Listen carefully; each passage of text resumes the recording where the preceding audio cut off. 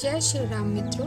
आज हम भगवत गीता के अध्याय 3 के बारे में बातें करेंगे, जिसमें कर्म योग के बारे में वर्णन है।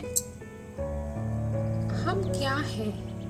ये प्रश्न सबके अंदर में रहता है, मगर हम उस पर ध्यान नहीं देते हैं। वैसे ही अर्जुन ने पूछा। अर्जुन ने कहा, कृष्ण, आपकी बातें सुनकर ऐसा लग रहा है कि ज्ञान कर्म से ज्यादा सही है। कृष्ण ने कहा कि मैंने 2 योग बनाए हैं, ज्ञान योग और कर्म योग। अर्जुन, तुम एक मनुष्य हो, इसलिए तुमसे कर्म हो ही जाएगा, इसलिए तुम कर्म योग करो। फल का चिंता छोड़कर कर्म करो।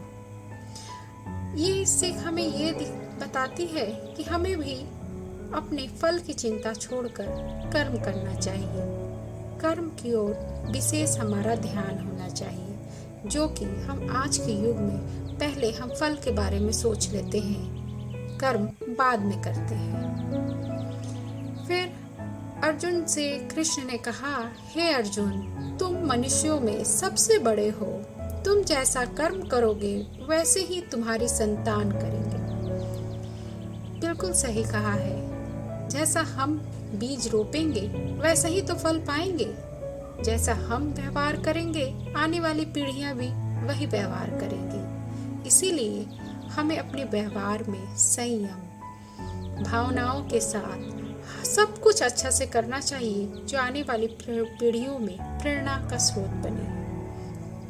अर्जुन ने कहा, अगर मनुष्य परमात्मा का संतान है तो उससे गलतियां क्यों हो जाती हैं?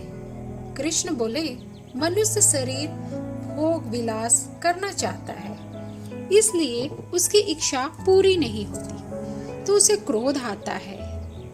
काम और क्रोध की वजह से मनुष्य को अपना धर्म, कर्म और परमात्मा नहीं दिखाई देता।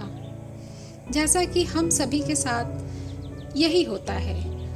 हमें यह विचार करना चाहिए कि हम अर्जुन हैं और हम कहीं ना कहीं भटक रहे हैं। इसीलिए हमें कृष्ण का ये गीता सार को ध्यान से सुनना चाहिए और समझना चाहिए, अपने जीवन में उतारना चाहिए। कृष्ण ने कहा, अर्जुन, तुम यह बात याद रखना, इस शरीर से ज्यादा शक्तिशाली है इसकी इंद्रियां, और इंद्रियों से ज्यादा शक्तिशाली है मन, और मन से ज्यादा शक्तिशाली है बुद्धि, और बुद्धि से ज्यादा शक्तिशाली है आत्मा, यानी कि तुम।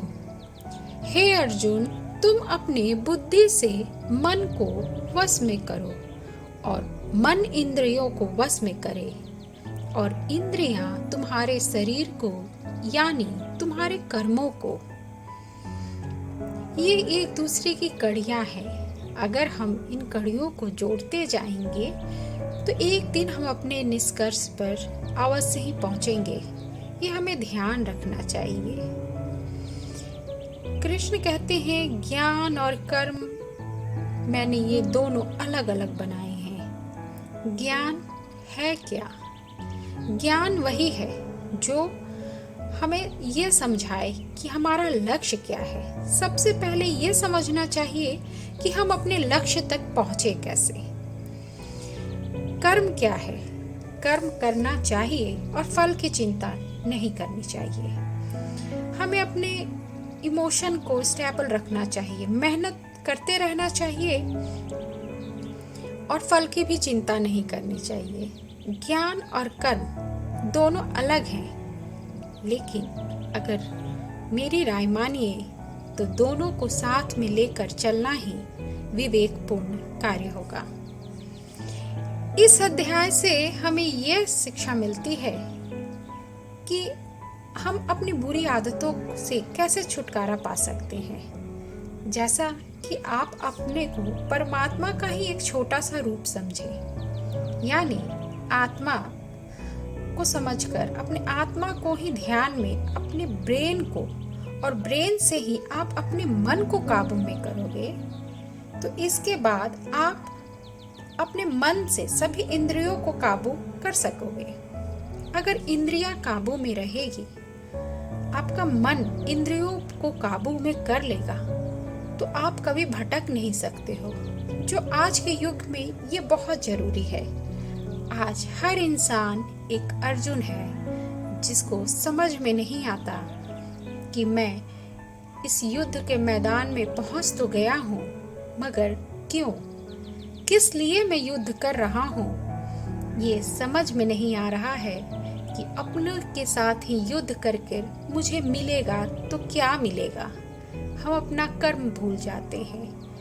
हम युद्ध के मैदान में खड़े तो हैं, लेकिन डरे से घबराए से हैं, कुछ सहमे भी हैं।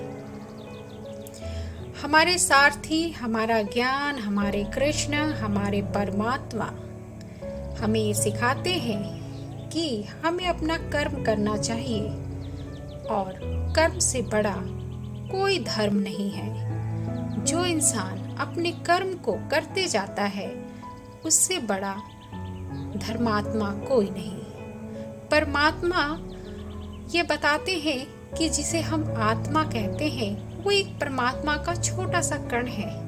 इसीलिए हमें ये ध्यान रखना चाहिए कि हम जो भी कर रहे हैं, हमारी आत्मा जो हमें गवाही देता है कि ये करो, ये सही है, यानी हमें परमात्मा राह दिखा रहे हैं। इसीलिए मैं तो यही कहूँगी कि जो हमारे सारथी यानी कृष्ण, हमारे परमात्मा, हमारा ज्ञान, हमारा विवेक, हमारी मन, इंद्रियां, सबको ऐसे समझाना चाहिए कि देखो, मुझे हर राह पर आप सही मार्गदर्शन करना, ताकि मैं भटकूं नहीं, युद्ध के मैदान में पहुंचकर पीछे मुड़कर देखूं नहीं, मैं सही रास्ता चुन सकूं, सही मार्ग पे चल सकूं, मुझे स्पष्ट दिखाई दे कि मुझे करना आखिर है क्या। जरूरत है आज हम सबको गीता का सार जानने की, उस पर गहन चिंतन करने की, विचार करने की। उम्मीद करती हूँ आप सबको मेरी ये छोटी सी कोशिश अच्छी लगी होगी। अगर आपको ये अच्छी लगी होगी तो इसे लाइक कीजिए, शेयर कीजिए, अपने जीवन में इसे धारण कीजिए। धन्यवाद।